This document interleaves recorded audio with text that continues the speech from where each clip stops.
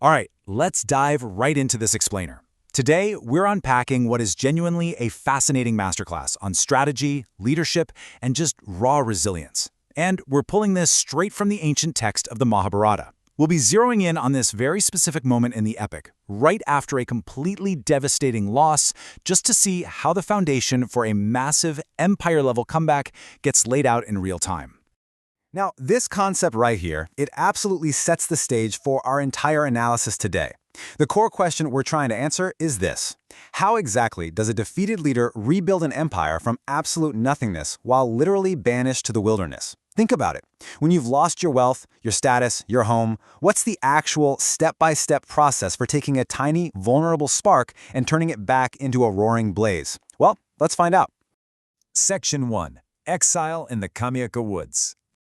So let's set the scene with our protagonists, the Pandavas. They have been pushed to the very fringes of civilization. According to the text, they've just survived this incredibly long, arduous journey. They set out from the banks of the Ganges, trekked through the field of Kurukshetra, bathed in the sacred waters of the Saraswati, the Dhritarashtra, and the Yamuna, just constantly traveling westward from one forest to the next until they finally hit the Kamyaka Woods. The text paints this picture of a wild, level plain right by the Saraswati River, just packed with birds and deer. It's actually this favorite hangout spot for Munis, or sages, who kind of entertain and comfort these exiled heroes.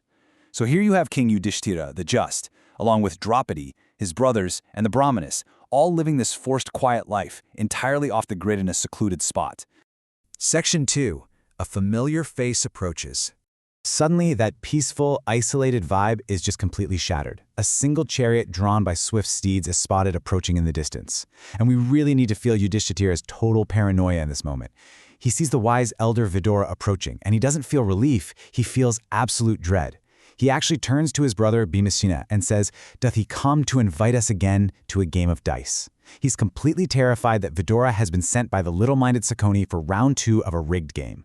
Yudhishthira is panicking that they've come to take their very last remaining weapons, specifically mentioning the mighty Gandiva bow.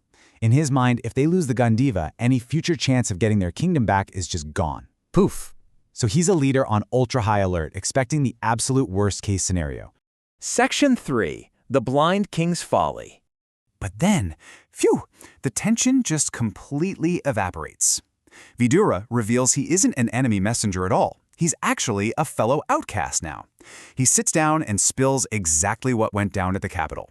King Dhritarashtra had called him in, asking for advice on what would be best for both the Pandavas and himself.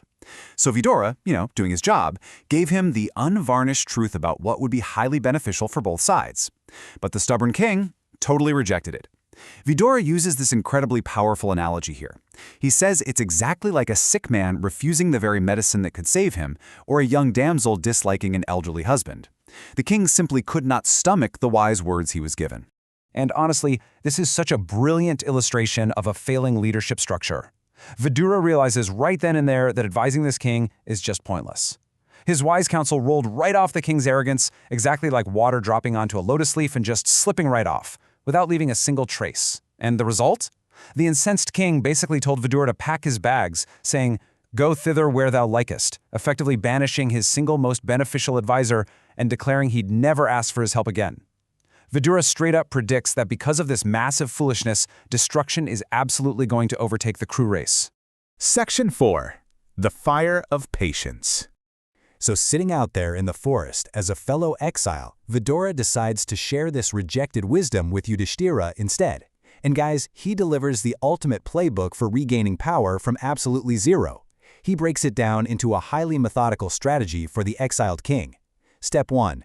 You've got to bear all the gross wrongs heaped upon you by your enemies.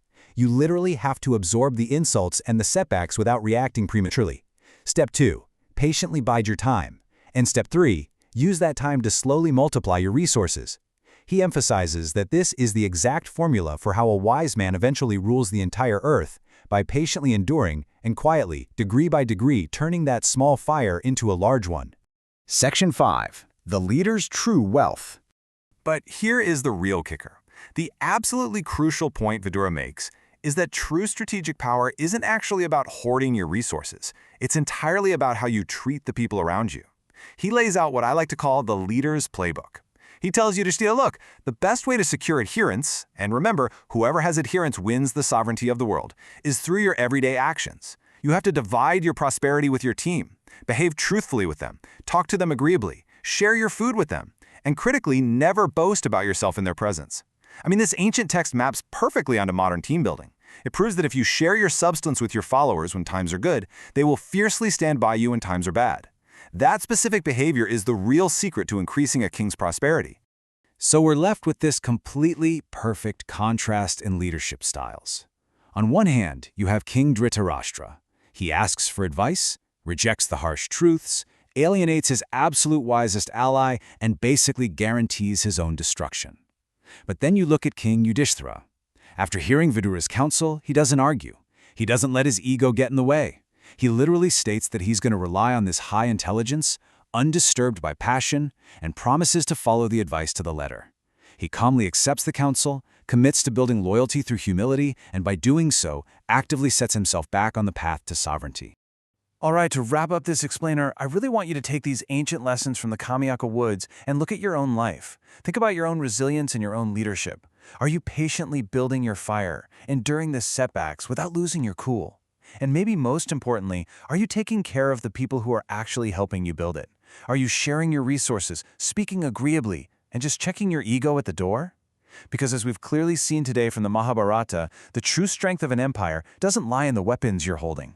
It lies in the people who choose to stand by your fire. Until next time, keep learning and keep building.